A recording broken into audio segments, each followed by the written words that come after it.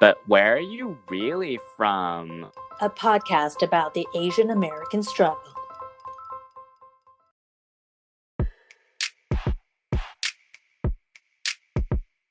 Hi everyone, I'm Jesse Lynn. And I'm Angela Lynn, and welcome back to But Where Are You Really From? This week, we are talking about whether or not the family is ever getting back together. And by the family, I mean the United States of us. Obviously, through this quarantine and the 2020 election and the previous election, there's been a lot of divisive messaging and just general bad feelings between everyone that lives in this country about the direction that people want the country to move in, basically. And specifically, we wanted to talk about these people who are considered either independent, moderate, or centrist, and kind of get an idea of who these people are and whether or not they are the wide majority of voters, or they are the minority of voters, or they're a little bit of a voter in all of us. And just to backtrack a little bit, so the reason we want to focus on this kind of like middle of the road, or not middle of the road, but this more undefined group, is in speaking about this like divisiveness of the country. What most people are hearing about is like very loud voices from either extreme of the political party end. So either like very liberal Democrats or very conservative Republicans. Those are generally like the loudest voices across the board. And so it makes it seem like the country is totally split and like inconsolable on a lot of the major issues. And we want to discuss this like unspoken for group that is labeled in many different ways, like you said, moderate, independent, centrist, like all these other categories, who don't really fit into either side completely, and maybe find some common ground where like we're not as divided as the big media at least makes it sound like, because they're mostly highlighting the two extremes of like super Democrat or super Republican.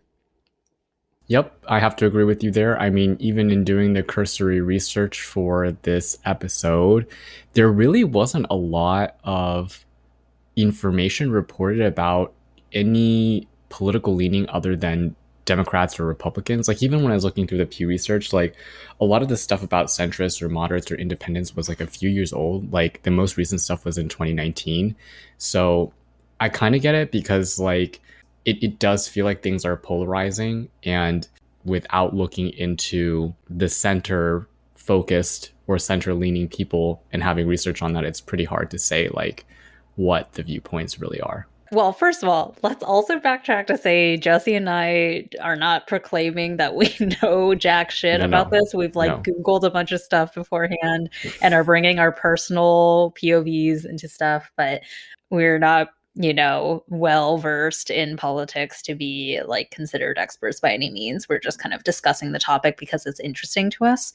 But backing up on what you said about like how usually, especially in the media, it's really pandering to more like the majority that fit into Republican versus Democrat. What's interesting is that in looking at the research, so there's an ongoing Gallup poll of like asking people every month or so what they identify as political party wise, and even up through this month, May, it floats between anywhere between TBH like 35 to 50% of people self-identify as independent, and then the rest are split between Democratic or Republican, which then makes it clear that actually Democrat plus Republican is not the majority. It's just the like two most well-known political parties, because the numbers don't add up. It's not like 80% of the country falls within Democrat or Republican and 20% are independent or even smaller. It's literally like up to half at any given point prefer to identify as independent rather than Democrat or Republican. And that's not necessarily something I think most people know, because you just hear only about like Dems versus Republicans and all that. I also agree. I think there's a large swath of voters that are looking for candidates and platforms that are different from what the Democrats and Republicans offer, but there just isn't a nationwide framework for that yet, right? So like, I think part of the reason why it's so skewed is that even if you did have this independent group, they kind of have to fall into one of those party lines in order to get something done, because only those people are represented in the government right now. So I think it is definitely skewed, and it's skewed because it's kind of this whole representation issue, right? If those are the only people there, you have to kind of tell the story by how they play it, because you don't have any other way to do it. So breaking down what you mentioned, which is that the independent group, which like could make up to 50% of the country at any given point, they're very split. And that's something I think we saw in our research. It's just like in the rhetoric of media, especially around election time, they're always talking about this, like the independents or the moderates or whatever being this like swing vote, but they're not all the same people. And they're talking as if it's like 50% of the country is like all of one mind that's just like unaccounted for. But it's actually like a huge sprinkling of like a really diverse group of thinkers that don't fit nicely within either party and don't think nicely with each other necessarily either. And it's weird that I guess that never gets that kind of attention, which is like, they're not all the same thing. Like you can label it as moderate, but that's probably not even necessarily how they all feel about like their stances on things, is not necessarily that they want to compromise on everything. They just aren't spoken for on either of the big parties' lines. Yeah, so there's some information in this Pew article that I looked at which corroborates your Gallup poll, which is that 4 in 10 US adults identify as politically independent. But they also say that most of those in the independent group have some kind of lean towards one of the major political parties. And so what they found was a lot of the independent voters are actually, they have some kind of skew in terms of those major ideological things that are usually split on party lines. But they are significant differences between the independents and partisans on some of the issues. So one of the things that they mentioned here was that nearly 6 in 10 Republican-leaning independents, so 59%, currently favor allowing gays and lesbians to marry legally, compared with 37% among Republican identifiers. And I think generally it's that like the belief is not so clearly split on ideological lines. It's kind of like issue by issue. They may have something that's like leaning towards one side versus the other. And yeah.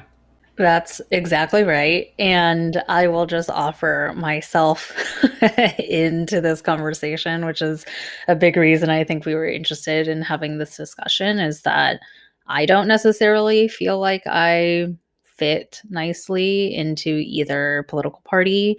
But to your point, I think I have leanings towards certain, well, I have leanings towards the Democratic Party for many things. Also because I've been registered as Democrat my entire time I've been able to vote. But as like, especially like you mentioned, the last 4 years of like super divisive politics, it's just made me kind of like step back and take it more issue by issue and like think about where I stand on each thing. And I don't necessarily agree with everything that the Democratic Party is putting out there. And what's funny is, I don't know if we talked about this, but the last election, I spent like 5 hours reading about all the props for my local election stuff of like what they were going to do with tax dollars and shit, because that's the stuff that actually impacts your day-to-day life. So each proposition, the arguments that you see afterwards for or against are paid for by organizations or private citizens or whatever that want to voice and have some sort of like sway on how voters are thinking about voting for that prop. And the Libertarian Party cares a lot about how tax dollars are spent, because it kind of goes like core to their main philosophy, which is like small government, more power towards like yourself and how you decide that you want to live your life, and your personal, money is a big factor in like, how you carry your life. So they spent a lot of money kind of like writing up their thoughts on each of these propositions and whether it was worthwhile or not, given the tax dollars that were going to be spent on it.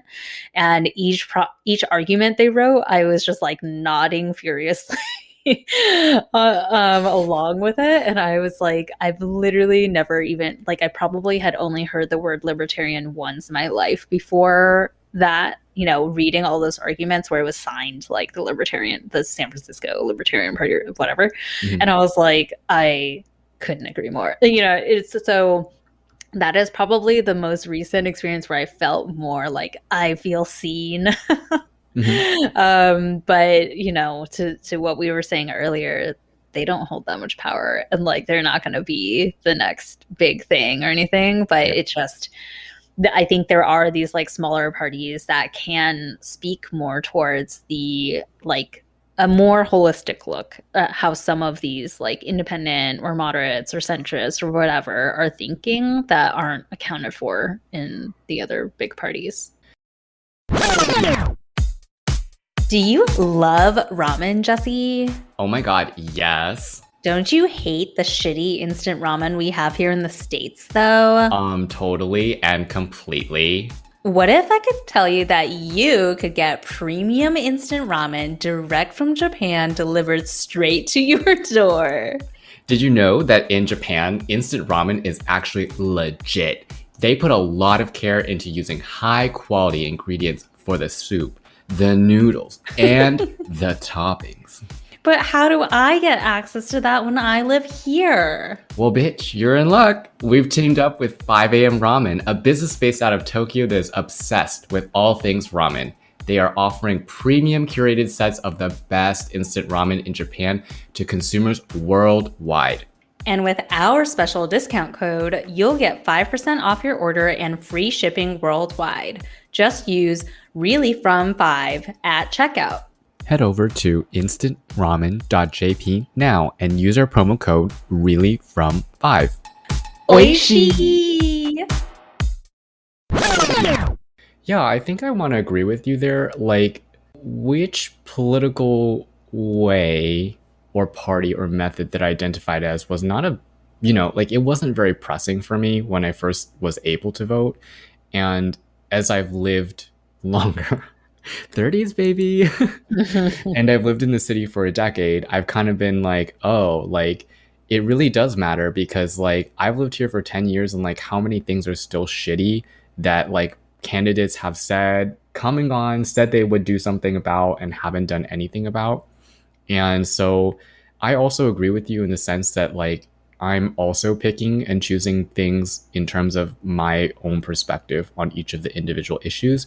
And like those might line up with what people call party lines, but that doesn't mean that I'm necessarily evaluating them on party lines. And I think that's the main difference is that like you might say that the views look democratic, but they're my personal views on it. And even though they parallel or they're similar, it doesn't mean that I necessarily also agree with like everything that's happening in terms of policy choices with the Democratic Party. I mean, like, there's still this crisis on the border in the South, and I don't think that the current administration is doing a great job in dealing with that. Of course, it's a complicated problem, and I'm not saying that everything should be solved right away, but it doesn't seem like much has changed. So for sure, I also agree with you in the sense that I'm not like a party purist where I'm like, I'm all in for this party regardless of like what they're doing, or not saying that, it's a necessary evil for them to do this particular thing if they can resolve these other things. Like, I don't really believe in that. Like, I think that there's smart enough people working in the government that they can resolve the problems. It's just kind of like the political willpower and the willingness to sacrifice political capital to get it done. I love that you talked about it more like, you thought about it issue by issue and you happen to agree with, what the Democratic Party is saying on each of these things, but it's not like you're just like, okay, this is how Democrats are voting. Like, that's the way I'm going to vote. I think there is still a lot of that though. And part of why I think that happens is like the media and politicians, which is all you're seeing during especially like election cycles, they love a good narrative, man. And they love pitting the two parties against each other in this like good versus evil way. And I think that's just a really like not great way to frame up the American people by saying like, if you're part of this party, then you're like a horrible human being, versus if you're the other party, you're like a good person. I feel like I don't know where in our history as a country it started becoming like your political party started becoming conflated with your morality or like how good of a person you are. But I feel like that's a lot of the narrative these days, is just like, oh, you voted that way, like you're fucking like shit human. Yeah, I was actually thinking about that too, because you, and of course, this is all behind my rose-colored glasses lenses of, growing up in Irvine and all that stuff, but it felt like politics back then there was less morality involved in it, right? Like if you voted a certain way, people weren't going to castigate you, in the sense that they weren't going to tie your decision with whether or not you're a good or bad person, like you're saying. Mm-hmm. Because I feel like fundamentally, maybe I'm wrong again, in the past, it was that people agreed on the problems. They just didn't agree on the solutions. Mm-hmm.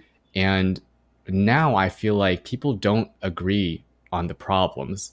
And many of the problems are tied to things that are social issues. Mm-hmm.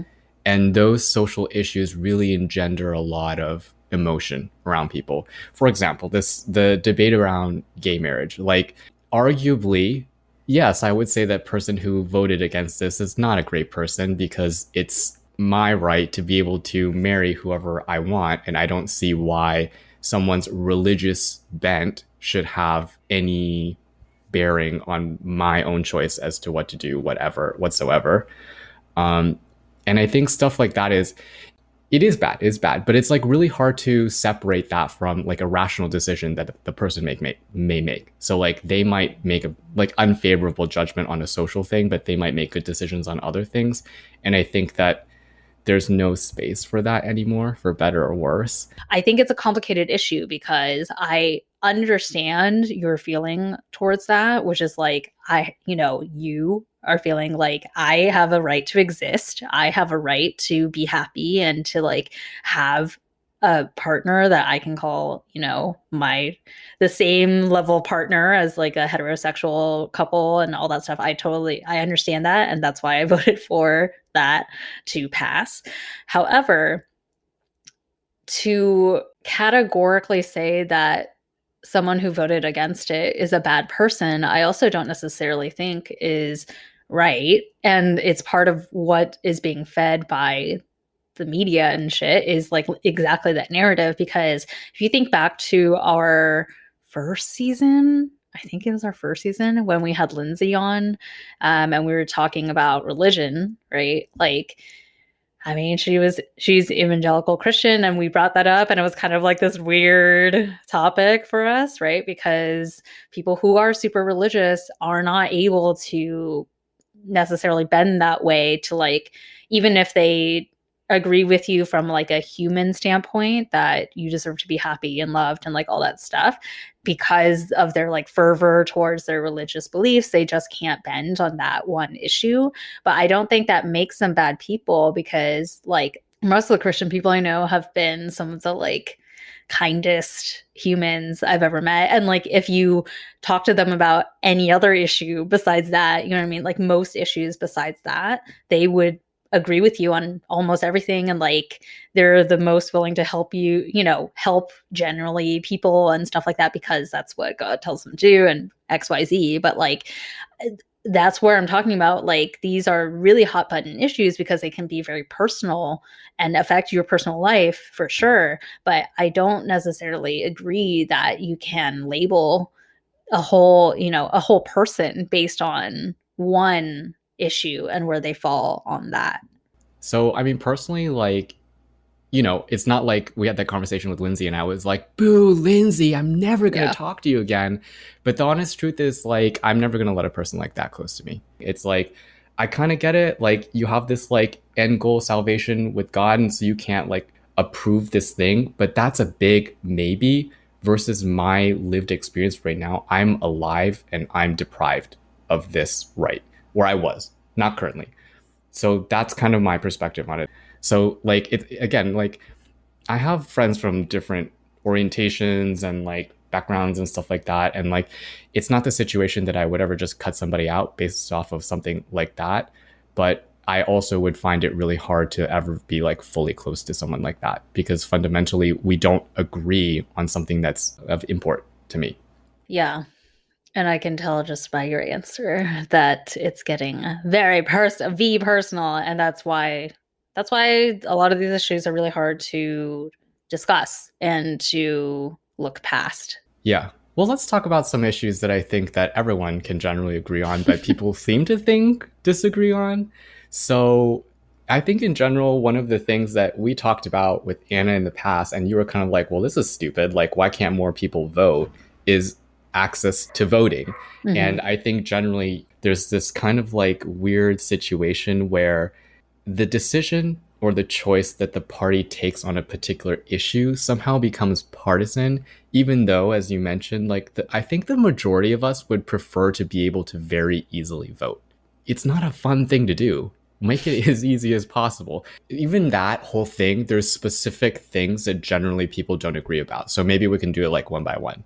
So what's your perspective on no excuse early in absentee voting? Because generally to be an absentee voter, you have to be like, I can't vote for whatever reason. But like, do you agree that you have to have like a whatever reason? Because usually the reason's pretty lame. Like you're just like, oh, I'm not here.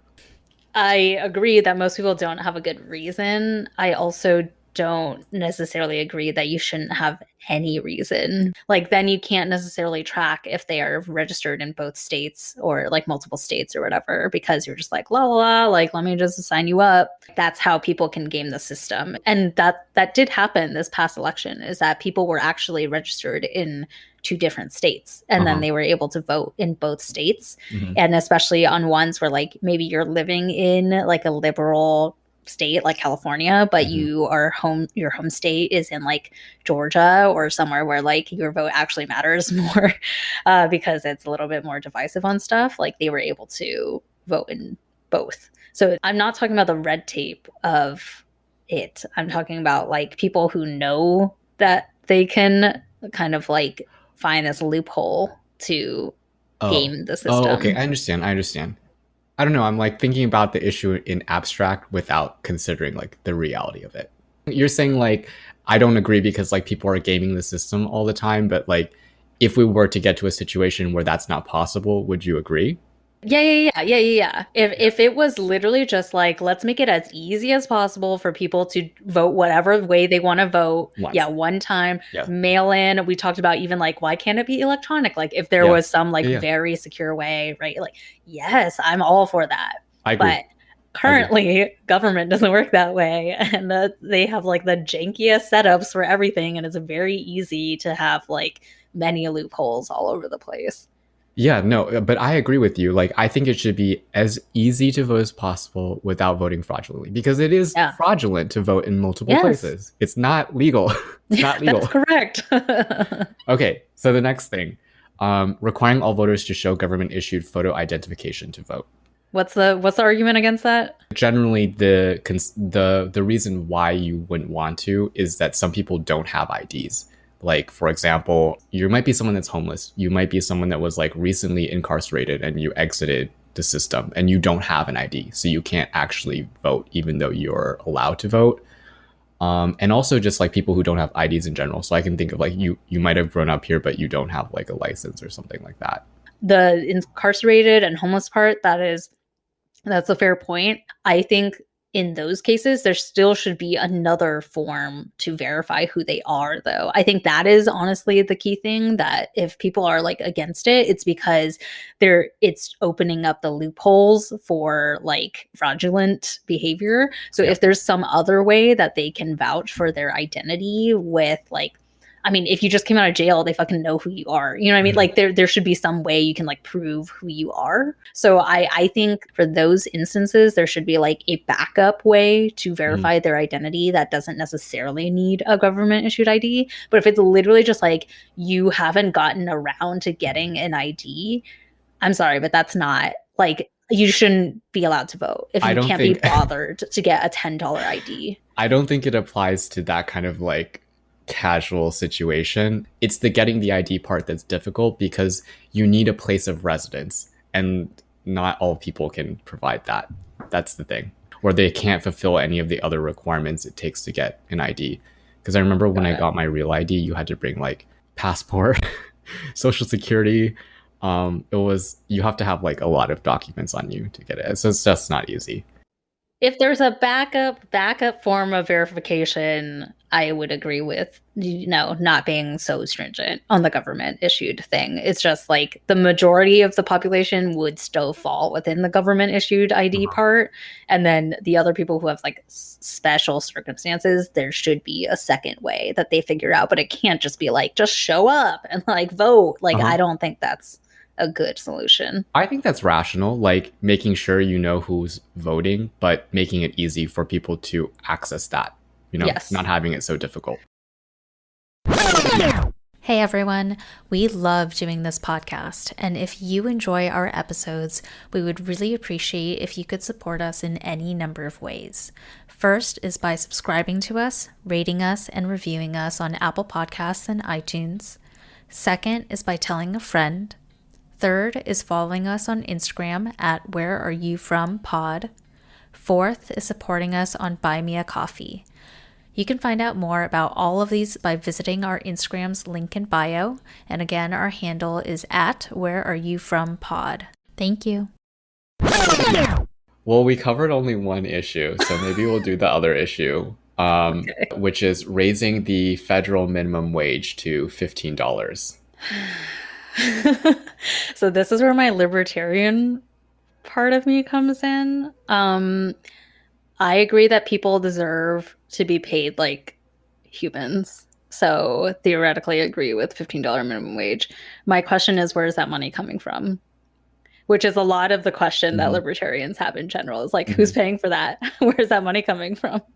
I think maybe this goes to kind of what you're saying, which is like the ideal scenario versus the realistic scenario.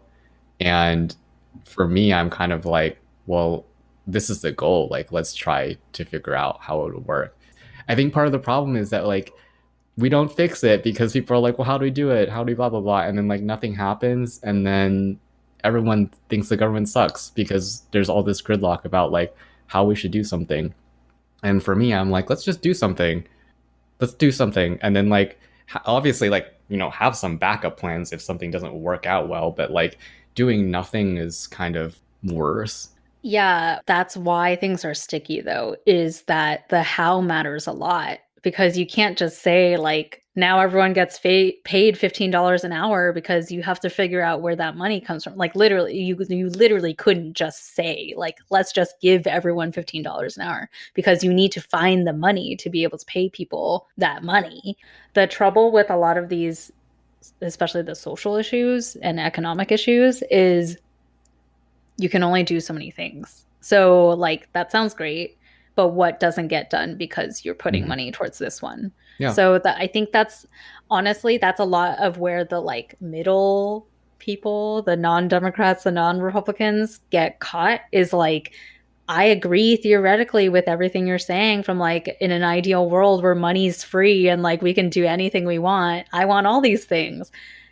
But that's not the world we live in. So if we have a limited supply of money that we can, or like, I don't know, whatever constraint there is besides money, but like if there's limited resources, staffing, whatever, to like get X, Y, and Z done, we have to prioritize. You can't have all of it. So then it might sound like we're saying like, fuck people's, livelihoods. I'm not willing to pay them $15, but it's because we'd rather put that money towards like, I don't know, not building a fucking wall and mix it. I don't know. Like you have to pick and choose. That's just like the reality. So we can't live in just an ideal world. Yeah. Well, I think that, not all problems can be solved all at once, like you're saying. But I do think that there's a place where the foundation or the groundwork for the current problems can be laid. And I think with this federal, like the minimum wage thing, I think most people, like I think you said in theory, you agree with it. And maybe like where we diverge is that I kind of feel like, hey, I voted these people into the government. They run the government. Like, this is what I pay them to do, is tell them what I want. They have to go figure it out. I didn't pay them to ask me how to figure it out. That's what they're there to do. So like, I want $15 minimum wage. Go figure it out. how to do it. Like that and of course it comes to like trust of the government and like how well they can execute a problem like that. But for me, I'm like, that's not my problem. Like, I voted you and you should know how to do it. There's like what all these freaking bureaus of people hired to execute these programs and make sure that we can get the things that we wanted out of our elected officials. So I don't see why it can't be done. Well, I think that brings us to our close, our fortune cookie, which is, after we've had this conversation, do you think that the people across the aisle, across the US can once again embrace each other? I think we also have very differing perspectives because I think I'm more optimistic about things and you're more realistic about the situation. And with all that said, do you think that we can bring those things, align those things, marry those things, friend those things back together? Well, let's start with you because I feel like I've been steamrolling through a lot of stuff. No, it's okay. You have lots of views on it. Well, like I said, I'm an optimist. So I feel like it is possible because at the core of things, I feel like most people want the things that we discussed. They just don't want to have to deal with all the stupidness around it, right? And I think if we can collectively focus on that, those things that we collectively, as the public of the United States, want, we have more power to say to the government, like, you guys are doing a shit job. we pay all of you to be doing a job that you guys don't deliver on. So like, if we can recognize the common things we want, I think we can drive it to really do something effective and maybe enact some change. I think in the current situation, why we don't see change is because instead of holding our elected officials accountable for the things we want, we're like arguing amongst each other on these like non-issues that are like not important necessarily. But I am optimistic because I believe that we have more in common than we have different. I agree with your last sentence. I do think we have more in common than we think or told to us that is different. I think I'm cautiously optimistic, but not within the same time frame as you're talking about, because I think we discussed like in the next 4 years, right? I don't think in 4 years we will be in like the rose-colored glasses world just yet.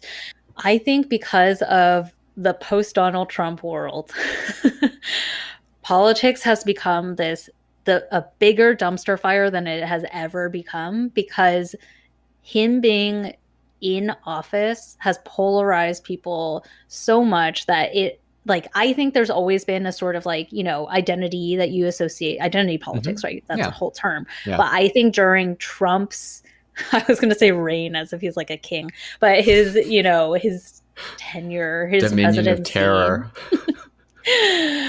While he was in office, just the fact that he was like the face of the Republican Party made it so easy to demonize a whole huge part of the country and to easily label like you're a good person versus you're a bad person. And I think we have a lot of hangover time to recover from that kind of thinking towards other people, because I think pre-Trump, like, people weren't so, like you were saying when we were growing up in Irvine, right? Like, even if people had different political views, like, it didn't define them. It wasn't like you were like, fuck you, now I'm like never going to talk to you again because I found out that you voted for George Bush. Like, but yeah, I think it's going to take some time. It's going to take like another cycle, I think, before people just like kind of not forget about politics, but that once it stops becoming like the main thing we talk about. Because I feel like the last fucking 4 years, like, politics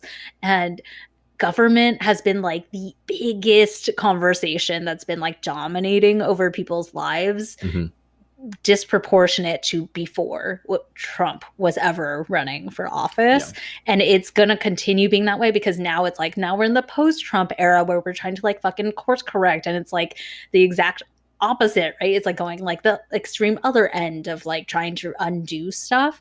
So it's not going to be the next 4 years that this whole like he said, like, bad person, good person way of looking at each other is going to like resolve itself. But I'm hopeful that after this whole thing, like maybe once Biden and Kamala are out of office, by that cycle, we'll be able to like look back and be like, hey, that was kind of silly of us being all like mean towards each other. Maybe we can like actually look at the issues and like find some common ground here. I do think at the core, as people, we have a lot more in common than the media and the like broad narrative is portraying right now. But those are the loudest voices, and that's what's going to like continue being the way that people are thinking, because we're still in this hangover phase.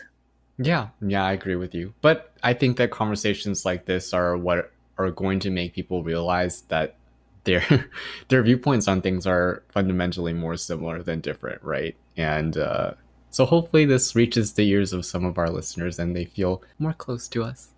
Yes. Okay, well, we covered a lot of shit, and apologies in advance for you listening to me ramble furiously about things for so long. I'm sure a lot of you have opinions on the shit that we talked about today. So if you want to weigh in on any of the issues that we discussed, or if you identify as more of this like centrist, independent, moderate, whatever, unaccounted for group, write us in about your experience, or write us a story that you want to be featured on an upcoming Reflections episode, because we are still always looking for your stories. So write us in at telluswhereyou'refrom@gmail.com. The your is YOURE. And as always, come back next week for a fresh new episode. And happy 4th of July, everyone. Happy 4th. Oh, wait. I have my like skull t-shirt that has the American flag faintly shown. And I have the most American thing, which is money. Money. Mr. Lincoln, the 5. Oh, love it. All right. Well, hope all of you have a safe and fun 4th. And until next time. 再见, bitches.